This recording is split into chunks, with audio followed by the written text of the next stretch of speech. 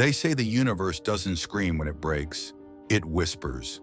And Eva Noelle had always been the kind of girl who heard things others didn't. Whispers beneath silence, shapes moving behind mirrors, the ache behind someone's smile.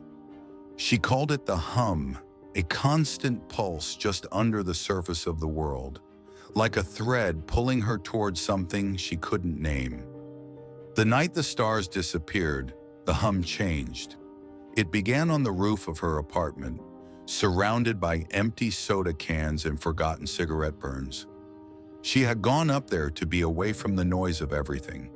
Her world had shrunk to the glow of her phone screen and the slow churn of anxiety in her chest.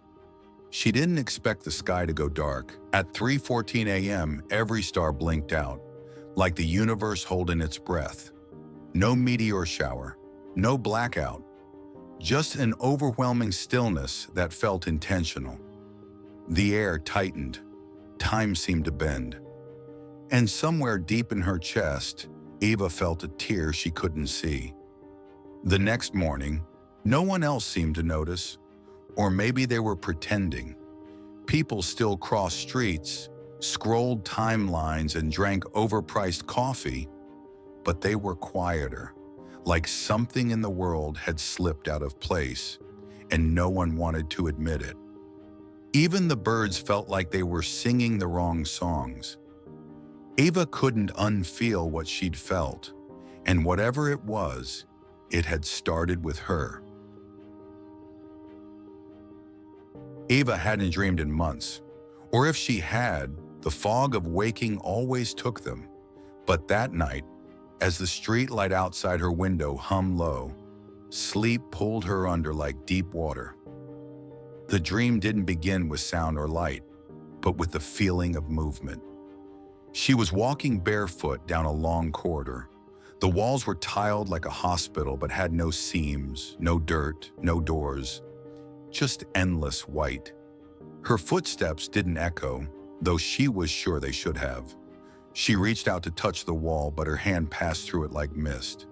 Ahead of her, a ticking sound began, soft, rhythmic. It echoed like a metronome inside her ribs. Suddenly, the corridor ended, and she stood before a submerged clock. An old grandfather clock, suspended in black water. Its hands spun too fast, faster, until they shattered into silver dust. The water rose up her ankles, then her knees. She couldn't move, and then she heard it, a woman's voice like wind through broken glass. You've already been chosen. Eva tried to respond, but her mouth filled with water. The dream cracked like glass under pressure. She woke up gasping. Her bed sheets were soaked in sweat, and the silence in her room buzzed louder than it should have. 3 days passed before the mirror arrived, but it didn't arrive in a package. It didn't arrive at all. She simply found it sitting on her windowsill, dustless, cold, and ancient, oval with edges that shimmered like oil on water. She hadn't owned a mirror in years, not since she stopped wanting to see herself. This one was different. It looked like it had been waiting. Inside it, folded into the frame where the reflection should have been, was a letter. A paper that seemed to glow faintly under the moonlight, as if written by something that had no need for ink. When she opened it, the glass shivered, and just for a moment, the reflection changed. She saw herself, but not really. Her eyes were voids, her hair floated like she was underwater, and in the background stood a shadow, tall, patient, and watching. Then it was gone. The letter read, "To find what was taken, follow the echoes. The tower is waiting." E. She stared at it for a long time, trying to figure out what had been taken. Her sanity, her heart, her memories. She didn't know who E was. Or maybe a part of her did, deep down, buried beneath years of trying not to feel too much. But the invitation felt familiar, like a memory from a dream she hadn't had yet.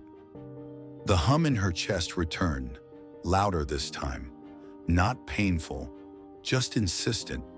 And Eva, who had spent so long running from everything, finally stepped forward, into the mirror, into the unknown, into the tower.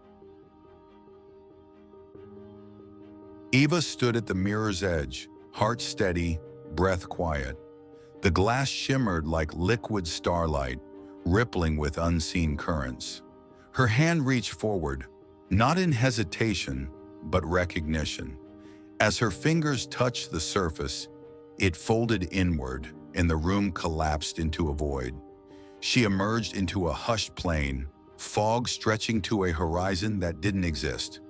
Stars flickered, not in the sky, but beneath her feet, glitching in and out like dying memories. No sky, no ground, just the feeling that she was being observed. Each step she took echoed back too loudly, as if the silence were resisting her presence. Shapes loomed in the mist, shadows of rooms that didn't belong here.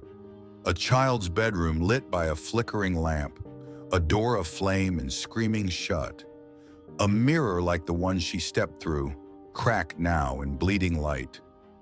Then she saw it, a figure distant but tall, cloaked in flowing static, half-formed and stuttering like broken footage.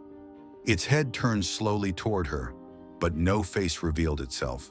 Just a hum, like wires burning through silence. Eva didn't speak, neither did it. Instead, it raised one hand slowly and pointed, not at her, but behind her. She turned. There it was, the tower. Still far, impossibly tall, and rising beyond even imagination. A single pulse came from it, felt more than heard, like a heartbeat through the void. And then the figure was gone. Eva stood alone again. But the silence was different now. It was watching. Then faintly a chime rang out from the tower, a sound like breaking glass wrapped in wind.